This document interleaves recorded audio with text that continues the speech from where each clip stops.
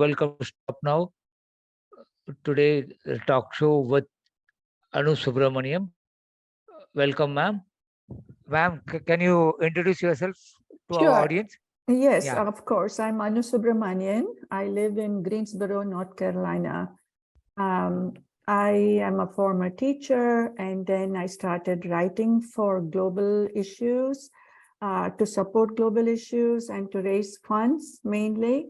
So I have two novels published. My second is on human trafficking and how the victims are channeled into terrorism, and the title is Another Heaven. So this novel is also performed as a dance production called Jagrata. 5 performances have already been completed, and this young dancer, Meghna Murali, is touring across the United States to raise awareness. And I wrote some of the narratives for her program, and the idea is to raise awareness among our communities and also to raise funds for the grassroots movements which are trying to rescue and rehabilitate the victims. So, you're looking after globally, right? Yes, I am. Okay. And would you please, explain in little brief way, what are the things that you address and where did you got success? Because this is a very huge struggle, right? Yes. And it's a very huge struggle. One alone cannot do it. They have a team. It's a teamwork, right? Then only it can Yes. get a success. If you can explain what are the things that you have addressed, I think that would be great for our audience to hear it, course. or it And also will be able to know it. yes, Thank and you. I can also send a write-up to the email that from where I got the link. So I Yeah. can, the detailed explanation would probably serve better in the future, and we can get connected through that explanation as well, if that is helpful. So I was teaching, while teaching at a high school, I was teaching a course titled Eastern Voices. So I tried to bring authors, especially from the eastern part of our world, so that the students in the United States are exposed to other prose writers, poets, and so on and so forth. And at that time, for some reason, there were many incidents that were happening relating to terrorism, and one of the assignments I had for my students was to take initiative and look up research on a weekly basis and bring a snippet of that incident to share with the class. And at least 3 out of 10 students would bring something like this, and the discussion turned to why are we allowing this to happen? And so I got intrigued by what was happening, and I did my own research. And then I found out that human trafficking was at the bottom of these human rights violations, because a human being can be bought and sold any number of times, especially when they are living in vulnerable communities. So when my book, Another Heaven, was published, there was a panel discussion to bring the audience together. And one of the panelists was Dr. Aliyah Saeed. She's a psychiatrist in Albany, New York. That time I lived in upstate New York. And she and I shared many ideas as to how to combat violence, especially that arises. Just a quick questions, never mind. I'm sorry for the interruption. Which specific human rights law warrant urgent revision? So I cannot specify what human laws they were breaking. The key struggle is how these victims are targeted, especially when they are living in vulnerable communities. And I can give you about 10 incidents that which were shared with me. For example, in Schenectady, New York, when I moved to Greensboro only 2 years ago. So when I was living in a town in upstate New York, there is a nail, pedicure, manicure, massage salon. And the owner employed a couple of women from China, and they were brought here under false promises. Okay, as soon as they arrived, he took away their passports. So when a woman who is not a citizen in this country, and when a passport is taken away, she is not only homeless, she is helpless, and she's a criminal, basically, because she's living here without official validation, right? So, and he forced them to engage in prostitution. So he was Yeah. using, Hmm. so he was forcing them, and they were voiceless. They couldn't call the police because the first thing they'll ask is, who are you? Where is They're your taking the passport? benefit of it. Do you have a visa to come here? And so on and so forth. So they were totally helpless, but someone who was coming in and out for either a manicure or pedicure, that woman had some kind of a doubt in her mind as to what was going on. And she called 911. That's what I tell my audience whenever I go to speak somewhere. You may not have any clue about human trafficking. You may not know who to contact, but call 911. They have the basic training how to approach this problem. So they called Homeland Security and they straightened it out. They rescued these women and they took them to a safe housing. So this is one of the many examples I can narrate. Yeah, like one small thing, ma'am. What are your thoughts on role of social media in human rights advocacy? It plays a very, very, very important role. Because I think our lives revolve around social media, whether we like it or not. And for the same reason, when I was as a teacher in a high school, I would tell my students, use social media, but use it wisely. Make sure your parents are on the same page, because one adult man tried to lure two teenagers. They went all the way to the airport because he promised them modeling jobs. Okay, and it is a very attractive offer. And you know how they were rescued? The employee of the airline, when she was trying to give them boarding passes, she had some kind of a doubt. Again, this is what I mean. You see something, you say something. Every time you see something, make sure somebody knows about it, even though there may be nothing going on that is devious or dangerous. It is a good decision to do something about it. And then those teenagers' parents were called and they were rescued. So social media plays an extremely important role on both sides. So we know that these teenagers are at risk. Even some of the adults are at risk. So instead of hiding from it, we have to make sure that we are very, very active on all kinds of social media and spread the word about human trafficking, the ills of human trafficking, and what we can do to combat it. Yeah, do you think like there should be a guideline or a law for protecting from social media? Yes, in fact, every town can take this initiative. If you have, for example, an association of women networking, libraries, they can invite an expert from Homeland Security, an expert from the local police department, always include an individual who is working with children, either child psychiatry or teenage intervention resources, a school counselor.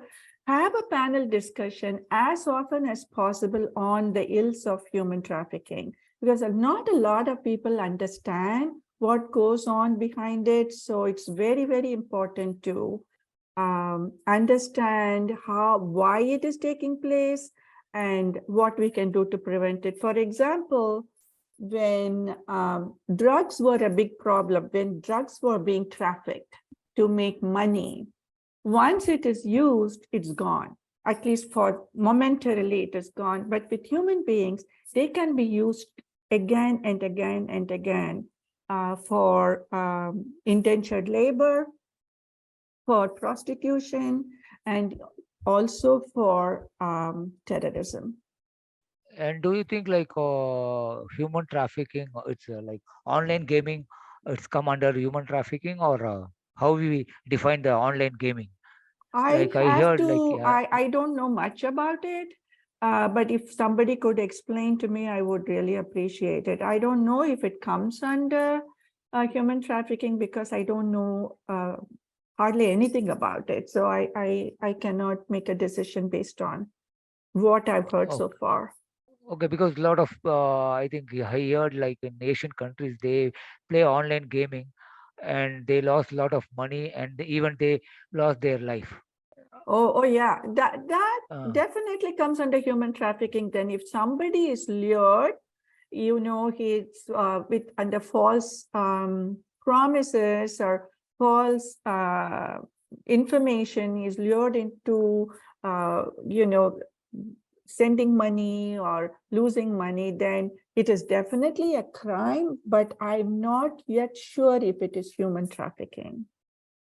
okay, yeah.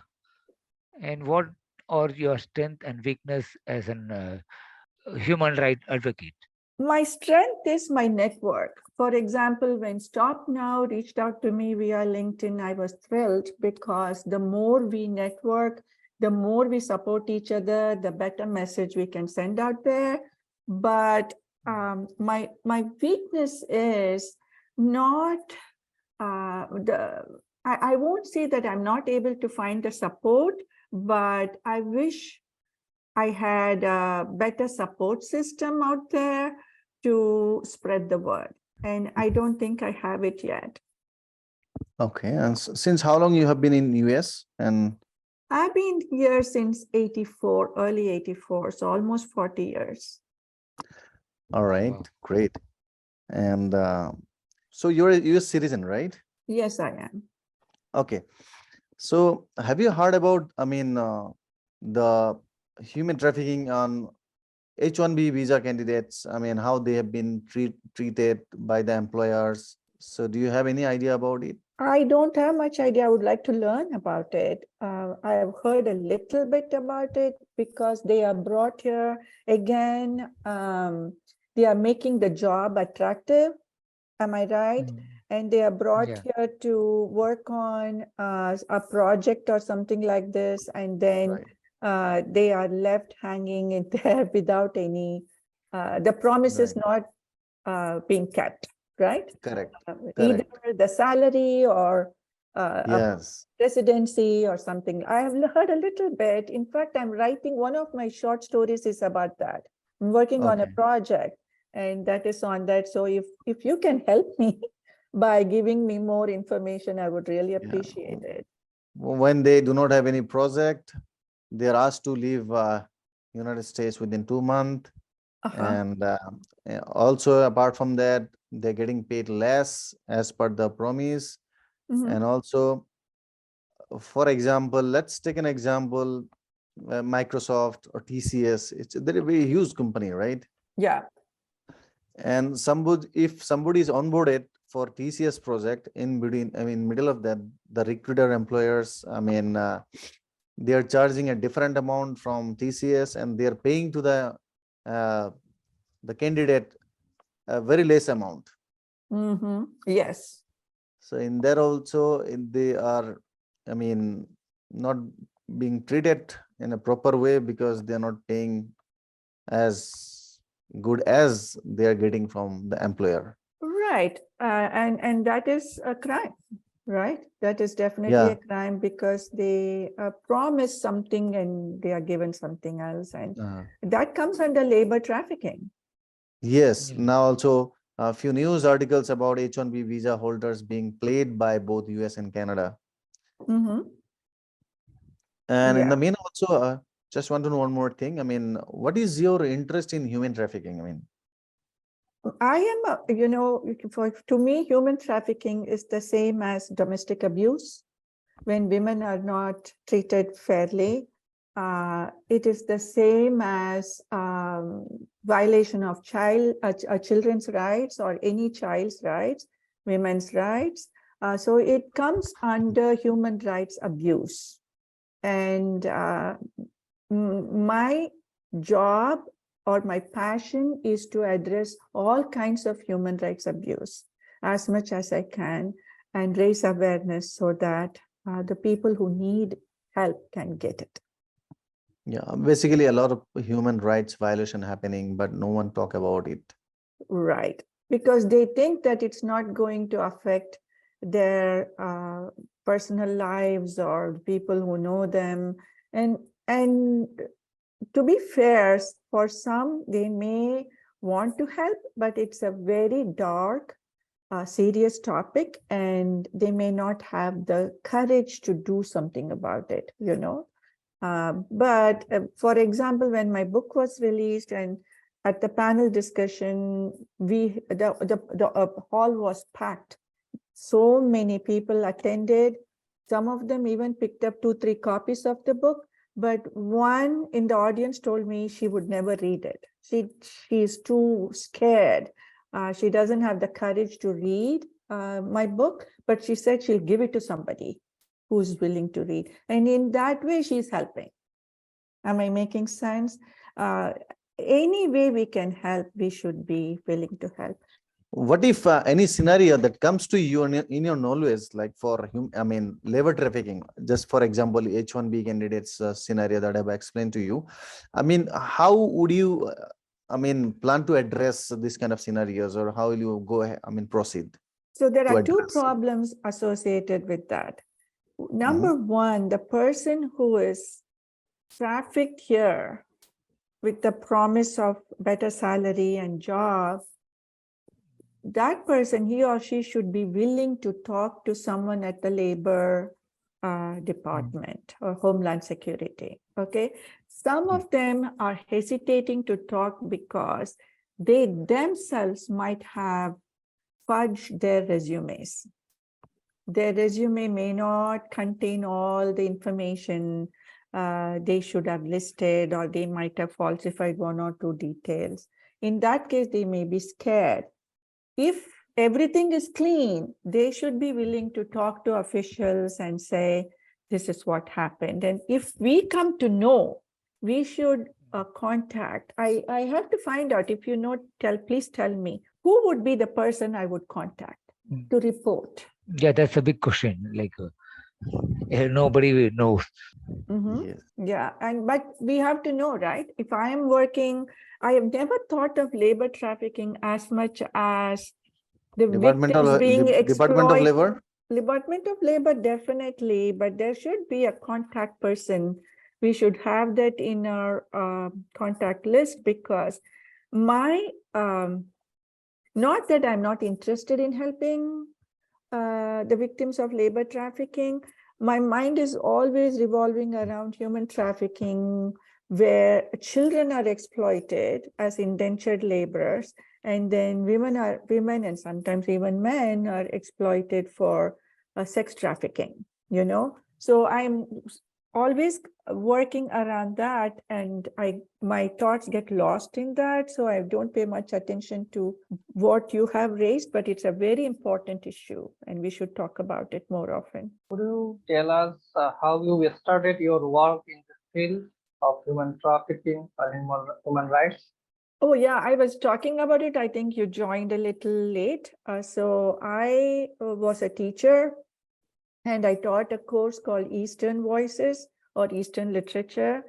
And while I was teaching, my students' research and my own research and analysis led me to human trafficking. And I realized that it is a worldwide issue that we must address.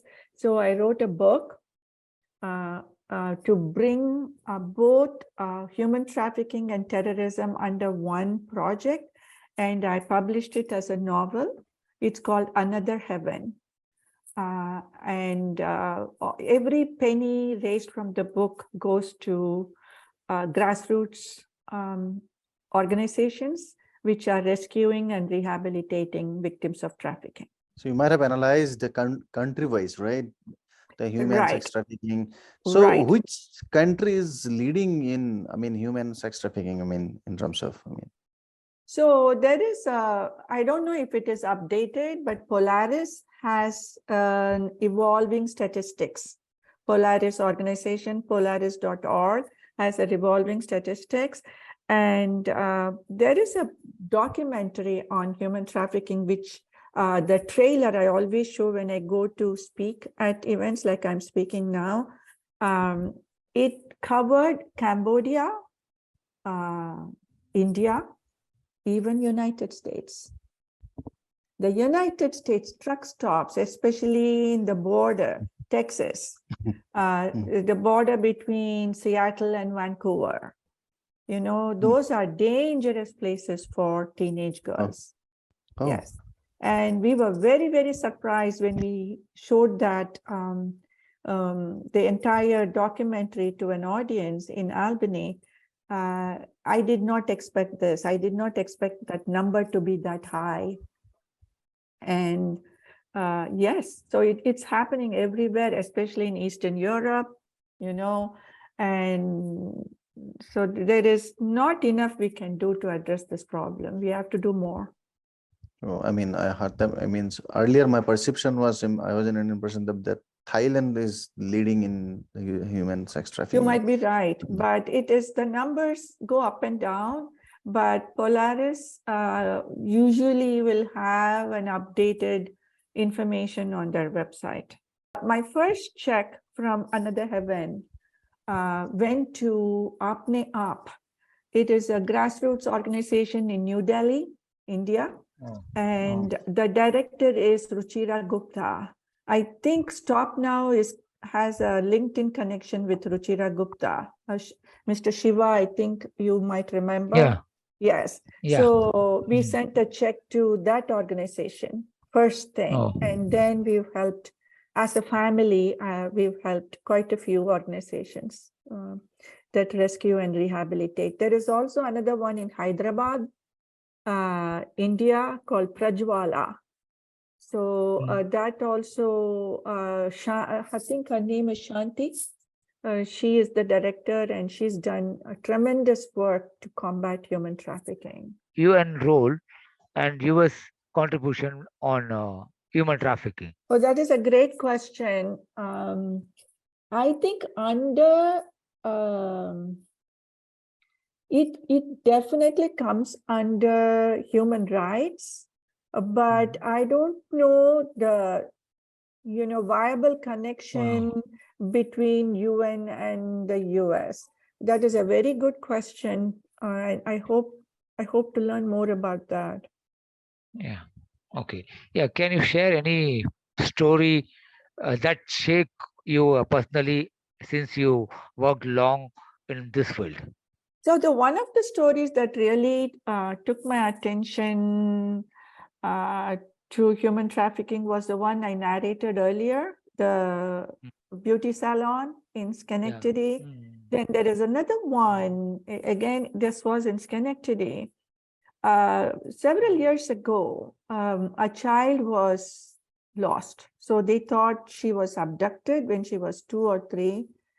And after about 12, 13 years, they found her. I don't know how, maybe the network of the police and child support services, they found her and she was restored to her mother. So one day, she was a teenager at this time, the child, and she was working at one of the department stores and she was trying to get ready upstairs. And the mother thought she had already left for her job. And she was telling a man who was sitting in the living room downstairs, I sold her once, I can sell her again. So the child was never abducted. She was sold by her own mother. Girl listened to the conversation that was going on, and I think she immediately, without telling her mother that she had overheard this conversation, she decided to seek help, and she got the help she needed. So a lot of times trafficking happens because of a person known very, very closely to the victim. It may be a family friend, an uncle, an aunt. So it is really sad when you think about it. It's not a stranger who comes in and abducts them. It is usually someone they know very well. So that really shook me. I was so distressed when I heard that story. It's really strange. Yeah, the Super Bowl is a hotbed for trafficking and prostitution. So one mother was again arrested because she was trying to get her daughter engaged in during the event. She was trying to sell her to a few men, and she was arrested too. This happened a few years ago. How come a mother can do it? I know it is unthinkable, right? But it happens. And in countries where there is extreme poverty, sometimes a girl could be married off at 13, 14 to a man who is 20 years her senior, and that man is marrying her. Sometimes she is just another vehicle for him to make money. He may use her any way he wants to because he has already paid the family money to marry her. That happens too. I think to address this kind of concerns, I mean, the government or the federal department, that they also should come up, and they should be very much should be active in this, especially in this matter. Why? Because these peoples who are involved in prostitutions, they're obviously I mean, financially they are poor, right? Obviously. So in such scenarios, the federal department or the government, along with the NGOs, I mean, the people's NGOs or the groups who are, or the social workers who they are, I mean, working on it, in collaboration, they should come along with, I mean, come forward, and they can save it. They save them. Right. US based or worldwide? Suppose I am from Bangladesh. If I will get any victims here, how I can support them, or how I can get support from you or international? So if you come across an incident, you certainly can, the first phone call should be to your local police department. Okay, definitely. And then if you can think of like Stop Now, organization, or you can write to me via LinkedIn or my email. I have another email that I use more frequently. And you can contact any one of these organizations, Polaris.